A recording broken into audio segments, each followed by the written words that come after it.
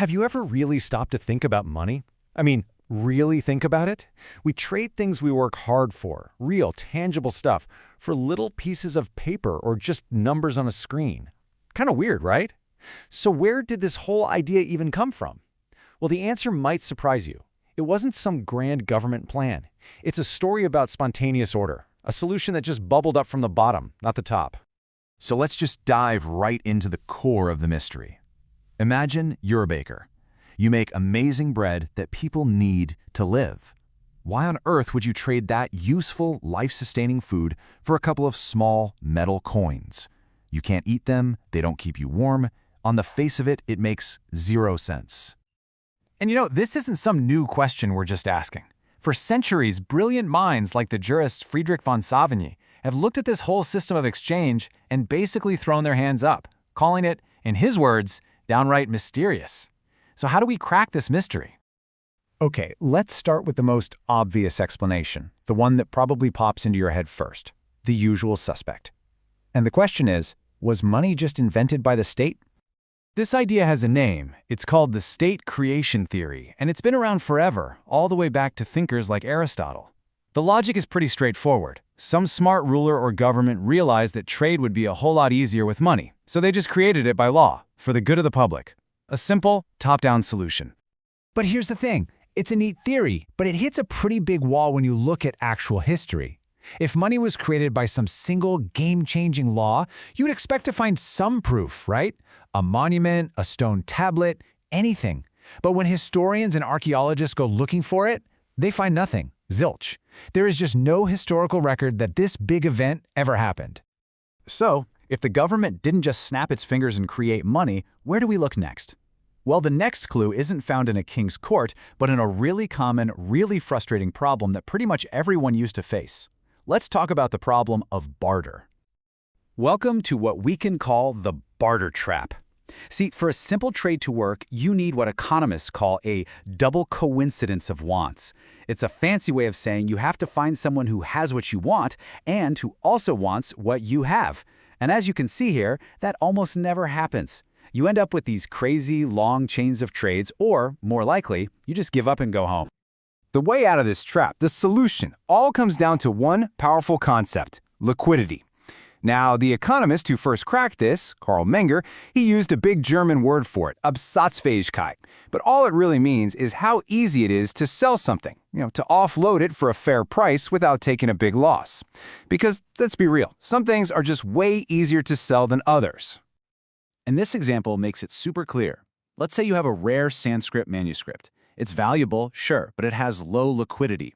If you need to sell it fast, you might have to take a huge hit on the price. But something like cotton bales, that's got high liquidity. You can sell it almost instantly for pretty much what you paid. That tiny gap between the buy and sell price, that's the magic right there. So how does this one simple idea that some things are easier to sell than others lead to one of the biggest inventions in human history, and all without a plan? Let's look at the logic of a single smart trader. Let's put ourselves in the shoes of, say, an ancient astronomer. You make these amazing, very valuable instruments. The problem is, they're super specialized. Your product has incredibly low liquidity. Finding someone who wants your instrument and also happens to have the food you need, well, good luck with that. But you're a sharp observer. You look around the marketplace and you notice something. Some things are just in way higher demand than your instruments. Everybody, it seems, could find a use for cattle. They're much, much easier to trade. They're more liquid. And here it is. This is the light bulb moment. You decide to make an indirect trade. You accept cattle for your instruments, not because you want cattle for yourself, but because you know that cattle are a better tool for getting what you actually want later on. You're trading up to a more liquid asset. And what do you know? It works. It works brilliantly. By taking that one extra step, you've totally broken out of the barter trap. You can now take those widely desired cattle and easily trade them for all the different things you actually need from all sorts of different people. Problem solved. Now imagine that happening on a massive scale. Millions of people over hundreds of years, all independently having that same aha moment. As the economist Carl Menger put it so perfectly, they weren't trying to invent some grand system called money. No, they were just trying to make their own lives a little easier. And money was the spontaneous result, the unintended consequence of all those individual actions. It just emerges. All right, so once a particular good, whether it's cattle or salt or eventually precious metals, starts getting widely used as this intermediate good, something really interesting happens. Its new status as money creates a great divide in the market. A huge gap in liquidity just opens up. The thing that becomes money doesn't just get a little more liquid. It enters a whole different league. It becomes almost perfectly liquid. And this creates a powerful feedback loop. You accept it because you know that everyone else is going to accept it, which makes everyone else even more willing to accept it, and on it goes. So you might be asking, why did gold and silver end up winning this evolutionary race to become money? Well, it's because they had the perfect resume for the job. They were desired for their own sake, they last forever, you can divide them up into small bits, they pack a lot of value into a small weight so you can carry them around, and a piece of gold is a piece of gold, they're consistent.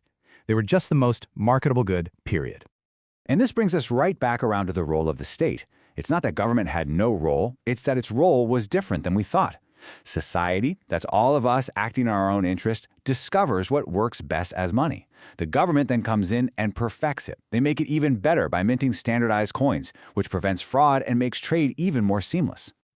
So the really big takeaway here is that one of the most important tools humanity has ever come up with wasn't really invented at all. It wasn't the product of some brilliant plan from the top down.